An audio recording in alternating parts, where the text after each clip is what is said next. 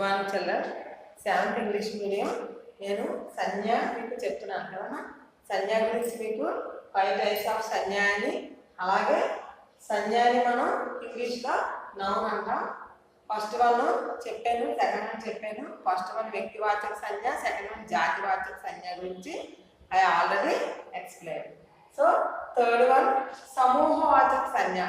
సమూహం మీకు అది దాని యొక్క పదంలోనే మీకు మీనింగ్ వస్తుంది. సమూహం అంటే ఏంటి? ఒక గ్రూప్ కదా.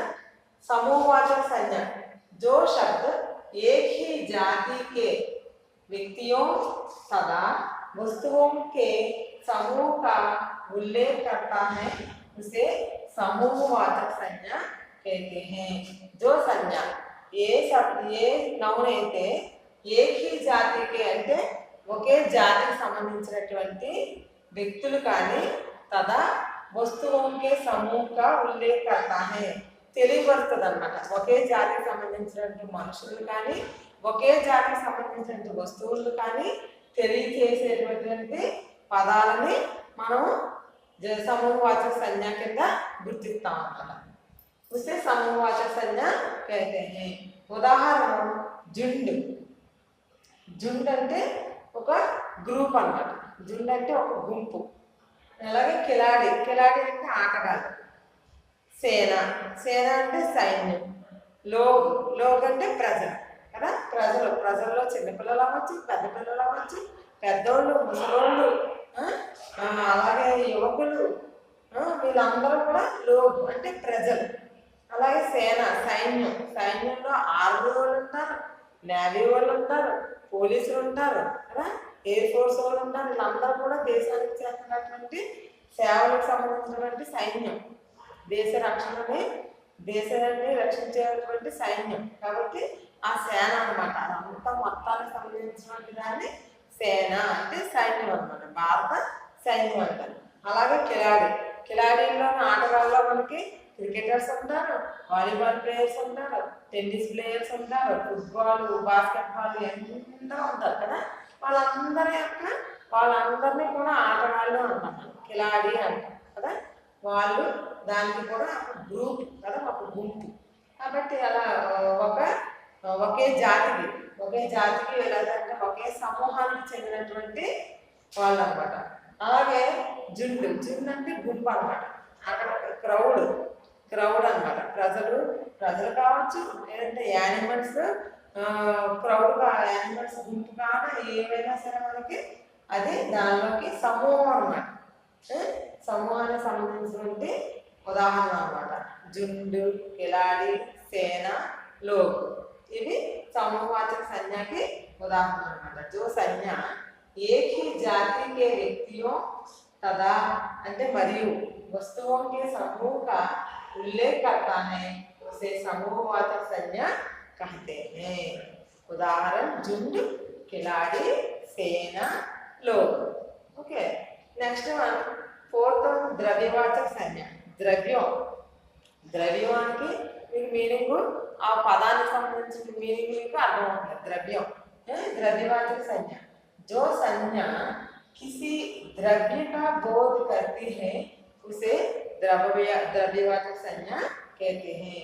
ఏ సంజ్ఞ అయితే, ఏ నౌన్ అయితే ఏదైనా ద్రవ్యం గురించి మనకి వివరిస్తుందో దాన్ని ద్రవ్యవాచక సంజ్ఞ అంటాం. ఉదాహరణ ఏంటి? సోనా. సోనా అంటే ఏంటి? బంగారం కదా. అది బంగారం మనం మామూలుగా పేర్లు చెప్పుకుంటాం కదా. ఆ బంగారంతో మనం ఎన్ని ఆర్నమెంట్స్ అయినా అంటే ఉంగరాలు కానీ, గొలుసులు కానీ, నెక్లెస్లు కానీ, వడ్డానాలు అలాంటివన్నీ ఎన్నో చేయించుకుంటాం. అదంతా కూడా బంగారం కదా. బంగారం అది ద్రవ్యం అన్నమాట. ద్రవ్యవాచక సంజ్ఞ. అలాగే తేలు. ఆ తేలులో ఎన్నో రకాలు ఉంటాయి కదా. మళ్ళీ ఏంటవి? తేలు ఏంటంటే నూనె, ఆయిల్. వేరుశనగ ఆయిల్ అంటాము, సన్ఫ్లవర్ ఆయిల్ అంటాం, పామ్ ఆయిల్ అంటాము, ఇంకా రకరకాల ఆయిల్ ఉంటాయి కదా. అన్నానికి కూడా అది ద్రవ్యవాచక సంజ్ఞలోకి వస్తుంది అనమాట. అలాగే షహద్ అంటే ఏంటి? తేనె. డాబర్ తేనె, ఇంకా రకరకాల తేనెలు ఉంటాయి కదా. అక్కడ శాఖ వాళ్ళు అమ్ముతారు, అలాగే అన్ని మామూలు షాపుల్లోనే అమ్ముతారు. అలాగే అన్ని కూడా తేనె రకరకాల పేర్లతో ఉండేటువంటిది తేనె, షహద్. అవన్నీ కూడా ఉంటాయి అన్నమాట. ఆది అంటే రిమైనింగ్, ఇవన్నీ కూడా లిక్విడ్స్లోకి వెళ్తాయి అన్నమాట. దాన్ని ద్రవ్యవాచక సంజ్ఞ అంటారు. సోనా అంటే బంగారం, అలాగే తేల్ అంటే నూనె, షహద్ అది కూడా, ఇవన్నీ కూడా ద్రవ్యవాచక సంజ్ఞలకి వెళ్తాయి. What is the fifth one? భావవాచక సంజ్ఞ. భావం మీనింగ్ దాంట్లోనే ఉంది. భావం, మనిషి యొక్క భావం ఎలా ఉంటుంది అంటారా? భావవాచక संज्ञा। जिन शब्दों से किसी गुण, स्वभाव, दशा का बोध हो उसे भाववाचक संज्ञा कहलाते हैं। ఏ శబ్దాలతో అయితే మనకి కిసి గుణం కానీ, అంటే ఎవరి యొక్క కానీ గుణం, లేదంటే స్వభావం, అలాగే దశ అంటే పరిమాణం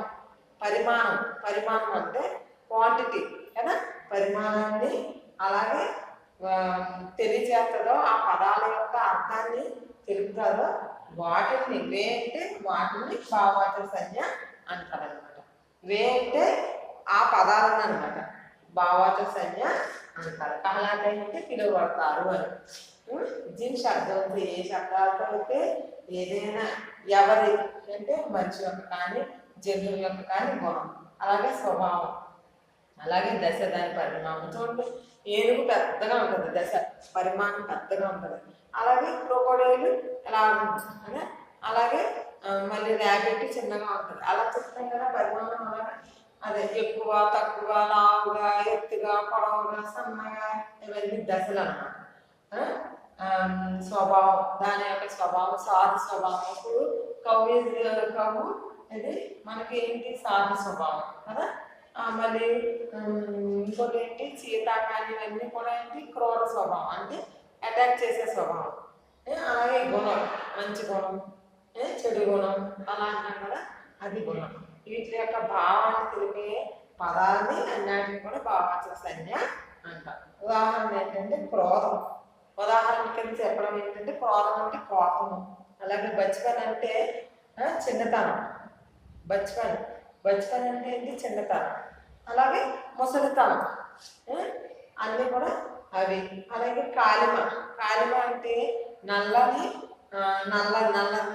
అనమాట. అలాగే నల్లదనం అంటారు కదా. అలాగే వైట్గా ఉంటుంది, తెల్లగా ఉంటుంది, నల్లగా ఉంటుంది, ఇవన్నీ అంటారు కదా, అది భావవాచక సంజ్ఞ. అలాగే పాలు చూడండి, పాలు వైట్గా ఉంటాయి కదా, అలాగే నీళ్ళు మామూలుగా ఉంటాయి, బ్రౌన్తో ఉంటుంది, మట్టిది బ్రౌన్ కలర్ అయినా అంటాం కదా, అది రంగు అనమాట. అలాగే అచ్చాయి అంటే మంచితనం, అలాగే చెడుతనం, ఇవన్నీ కూడా ఇవన్నీ కూడా భావవాచక సంజ్ఞలోకి పరిగణించబడతాయి అన్నమాట, చెప్తారు. जिन शब्दों से किसी गुण, स्वभाव, दशा का बोध हो वे भाववाचक संज्ञा कहलाते हैं। उदाहरण क्रोध, बचपन, कालिमा या लालिमा అంటే రెక్క రంగు అనమాట. అలాగే సఫేద్ అంటే తెల్ల రంగు ఇవన్నీ, అచ్చాయి అంటే మంచిదనం, చెబ్బురాయి ఇవన్నీ ఆది का बोध कराते हैं, उन्हें भाववाचक संज्ञा कहते हैं. ओके, संज्ञा is the 5 types. First one ఏంటి జాతివాచక సంజ్ఞ, రెండోది సమూహవాచక సంజ్ఞ, ద్రవ్యవాచక సంజ్ఞ, భావవాచక సంజ్ఞ, వ్యక్తివాచక సంజ్ఞ. సో 5 types of సంజ్ఞ. Okay children? Okay, these 3 write one time and send to my WhatsApp number. Thank you students.